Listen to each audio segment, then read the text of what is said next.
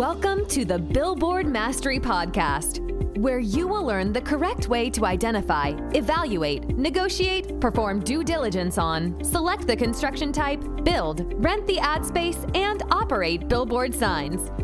And now, here is your host, the guy that built from scratch the largest privately owned billboard company in Dallas-Fort Worth, Frank Rolfe.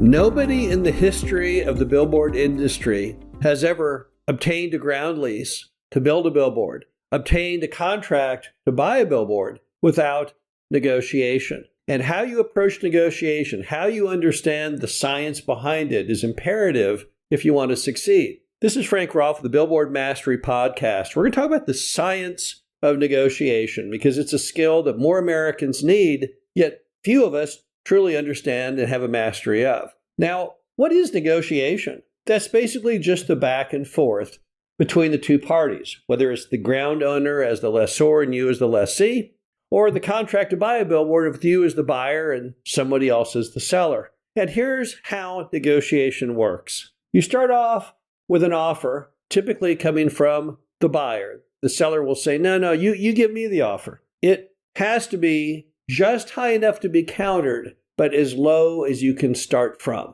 Kind of a philosophical problem there. So you want to make an offer that's as low as you can humanly go, but yet high enough that the other party will counter it. If they won't counter it, then you're done right there. There will be no negotiation. The deal will never happen.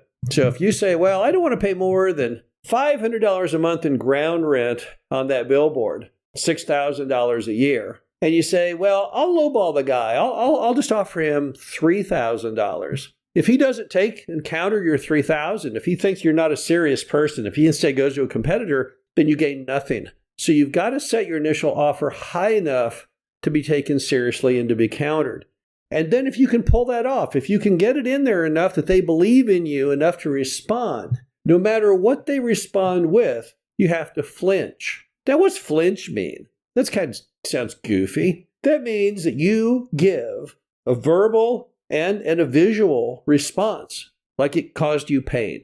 If other party says, well, I want $10,000 a year, you go, oh man, that's way too high. There's no way I can do that. Letting the other party know that they've pushed their boundary. You went low enough, yet high enough to be taken seriously, but you have to let them know on their response is simply too high. And then on your next offer, you come up some, and they come down some, and basically triangulate to an ending. But that's all negotiation about. It's like playing tennis. You hit the ball, but it has to be within the boundaries of the court enough that they'll hit it back. And then when they hit it back to you, you have to flinch. You have to act pained. You have to scream, ouch. And then hit it again, a little closer to the target of what they're willing to agree to.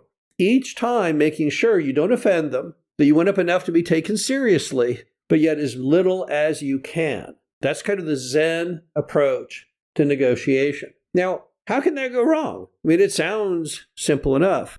Obviously, the first problem is you have to know what your limits are, because you can't negotiate. You can't tell someone how much you'll pay as ground rent on that lease unless you know what the market will bear, as long as you know what other people are paying. So you've got to do a little research. You've got to do a little empirical fact-finding before you can enter into the negotiation so you know where to throw out that first price. You can't just guess at it. If you guess at it, well, then it probably isn't going to be taken seriously because you probably missed your market. Or more importantly, if you don't know where you're going, you may end up way too high. And then you'll have to basically retract completely from the deal because suddenly it's not attractive to you, even though you worked on it so hard. What else can go wrong? If you don't do the flinch, it sends a terrible message to the other party that they're nowhere near your boundary. That's the problem. If someone threw out a crazy low deal to you, if you got the seller to throw out the number and you think it's worth $500 a month on ground rent and he throws out $50, the worst thing you could do is say, oh, okay, I'll take it. That lets them know they did a lousy job of negotiation.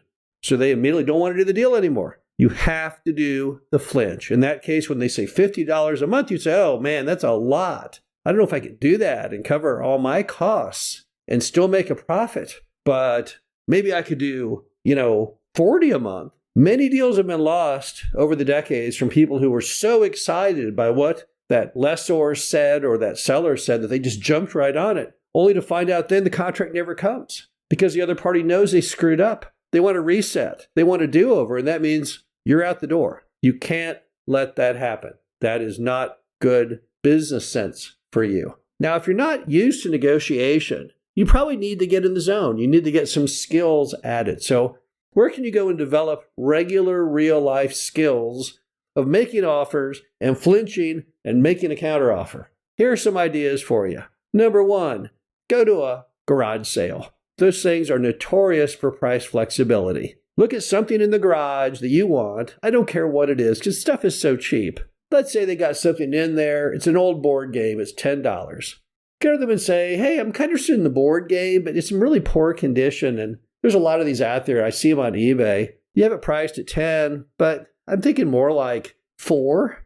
And then see what they say. And they'll probably say, oh, well, I don't know if I can go 4. I can maybe do like 7. And then you have to go, oh, man, 7. I don't know. I don't really know if I want it that bad. Like, how about 5? Then they'll probably come up down to 6. And then you get to 550. And what's important isn't that you bought the board game. What's important is you started to master the skill of negotiation. You can do the same thing at an estate sale. Farmers markets are great on that type of deal. Price on the tomatoes, 5 tomatoes for $2. Say, man, I don't know. There's some other guys in here with 5 tomatoes for $1. Would you take $1? And they'll probably say, well, I don't know if I can do $1. I can do like $1.75. And you go, oh man, that seems like a lot based on the other ones I saw in here. Like, how about $1.25? You're probably end up at $1.50.